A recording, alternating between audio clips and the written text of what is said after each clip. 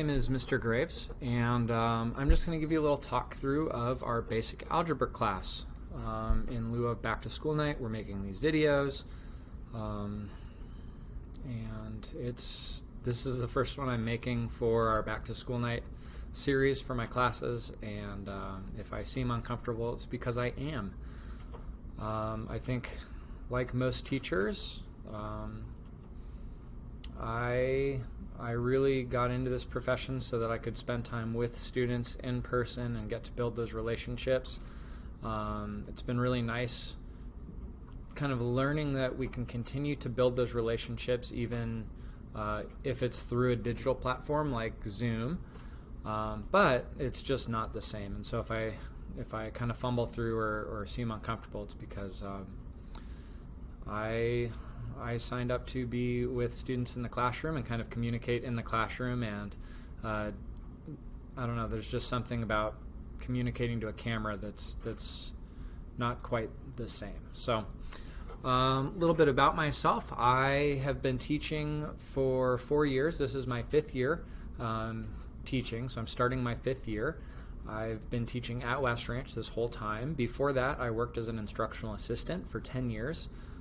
In the classroom and also as a one-on-one, and so I bring a lot of experience to the table when it comes to working with students that have, particularly in the area of math, with students that maybe struggle with math, have learning disabilities, and other adversities that maybe have caused them to not experience success in math in the past. And so I'm very passionate about getting to teach math, especially to students that have particularly had a hard time with it before.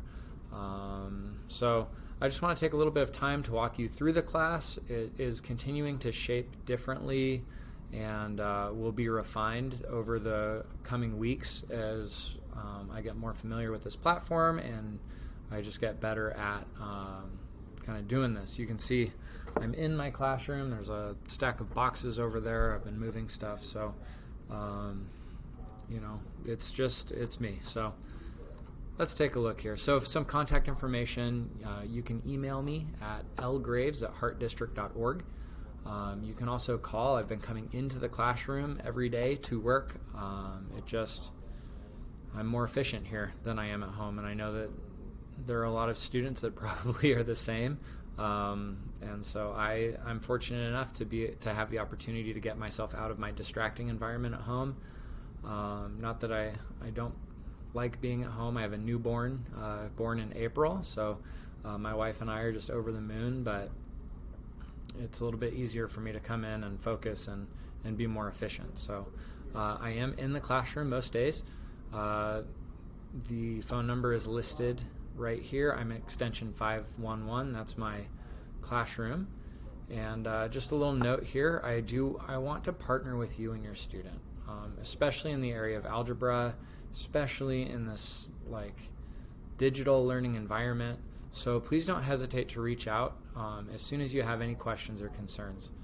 I pride myself in being approachable and making the content accessible for all students. So you know, as the year goes and as content maybe gets more challenging, or things continue to change, please just reach out and communicate, and then I can work with you. Some methods and platforms that we're going to be using.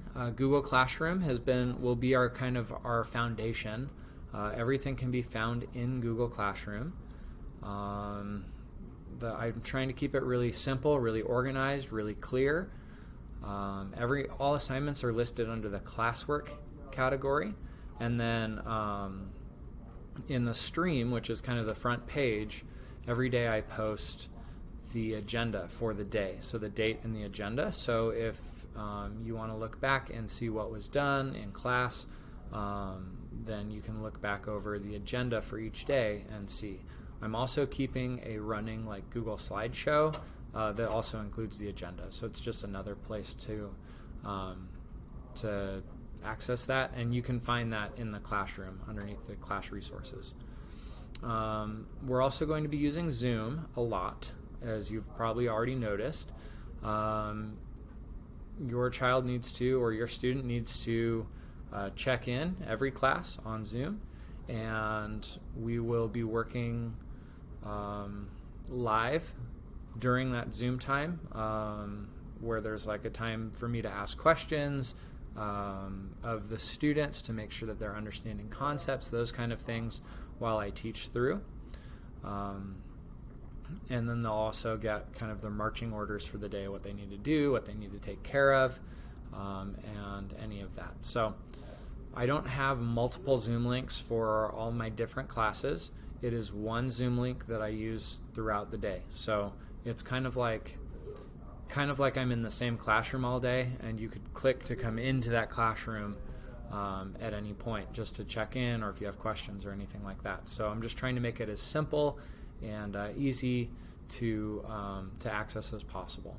Okay, another platform that we're going to be using is Edpuzzle, and this is a platform where you can take videos and then embed questions in the videos. And for the majority of the time, I'm going to be creating my own content. So I've been recording my own videos of me solving and talking through math problems, and then what we do from there is I import that into Edpuzzle, and then I add questions to the video to make sure that there's some comprehension, some of those things. So a lot of times we'll be doing our live lesson, and then they'll go and watch the Edpuzzle to kind of refresh on that. And then another program that we've been using is CudaWorks. So CudaWorks is it's like a worksheet generation, like a generator, but I'm able to upload worksheets to their website, and I have a classroom where the students have access to it, and from there they can answer questions digitally, right? I think in multiple choice format, where they'll be solving and then give their answer. So it's just another way of me collecting and giving them an opportunity to practice independently. I do have the intention of eventually, right now we're graphing, and so it's kind of a nuanced thing to do, and I don't know who has graph paper, those things, so we're not doing that right now. But when we get into more solving equations and working a little bit more with just like straight math and not graphing, stuff that will be easier to write down, there may be assignments where your student will have to write down on a piece of paper, print out the worksheet, and then take a picture and upload it to Google Classroom. The last thing is Desmos. Desmos is like an online graphing calculator. There are a lot of activities built into that that we'll be using. And then additional platforms as I get more familiar with what's available and what works. I'll be piloting and trying different things as they come across. But this is kind of the general platform that we'll be using. Okay. Course expectations. Your students expected to sign into Zoom at the beginning of each class and to remain on Zoom until they are dismissed. They'll complete in-class assignments during class time. It's expected that the assignments that are given during class time will be completed during that time. I do know that sometimes there are different circumstances, so just as long as you're communicating with me, I want to work with you. And then also to complete missing assignments. So it's expected that if your student has missing assignments, that they need to be completed and turned in. Math, everything builds on itself, and so I would rather take late assignments for some credit than just let missing assignments pile up, because then they're missing knowledge in those pieces. I'm very intentional about the content that I provide. And then it's also expected that your student participates during synchronous instruction. That's during the times that we're meeting together. Okay, classroom expectations. I don't know if I can move this. Oh, look, there I go. It's expected that you are, if you see my clever little acrostic, it spells my last name, but to give your best effort. I expect all my students to give their best effort.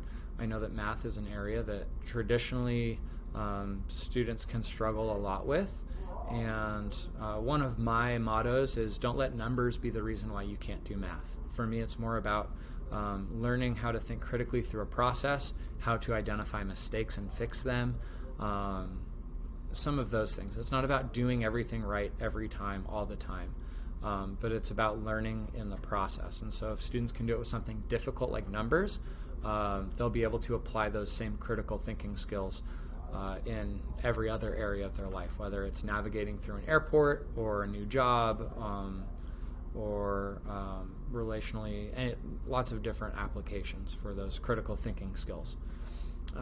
It's expected that they respect everyone.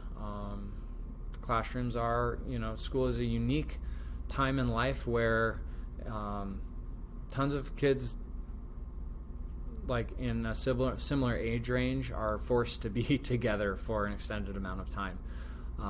And because of that, there are a lot of different backgrounds, a lot of different views, a lot of different perspectives on the world. And so especially as things kind of seem like they continue to ramp up and get more chaotic, and I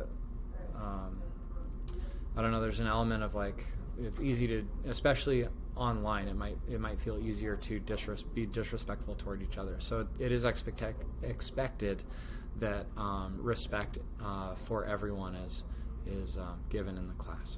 Okay. Another one is to ask questions. Questions are so important, and I hope that your student just feels comfortable with me as their teacher to be able to ask questions. I never want a student to feel like they're dumb, like they're because they don't understand something. Now, I mean, sometimes it's easy to get frustrated, especially if questions are being asked on something that was already explained and they don't understand it because they weren't following along or engaged because they were distracted. And so, like, there is sometimes that element of that, but I'll never go out of my way, or I'm very intentional to guard each student and their learning process. And so asking questions is part of that process, so don't be afraid to do that. And then value each activity. Everything I do is intentional and does have a purpose. And then eliminate negativity. It's so easy to be negative, especially in a math class, so just to stay positive here. And then the last thing is to stash distractions, whether that is in the class when we return or at home. It's expected that distractions are stashed. Other information, grading policies. Grades are based on total points, and they'll be updated in Infinite Campus weekly. That's points for doing ed puzzles, for doing independent practice, and for assessments. And then asynchronous and synchronous aspects of the course. If you've watched many of these, or if you've kind of been paying attention, these are buzzwords this year. Asynchronous being work that can be completed kind of independently from the group, so maybe videos, those kind of things. The ed puzzles are asynchronous. A lot of the independent practice can be done asynchronously. And then synchronous aspects would be during the Zoom when they log in and we're going over everything as a class.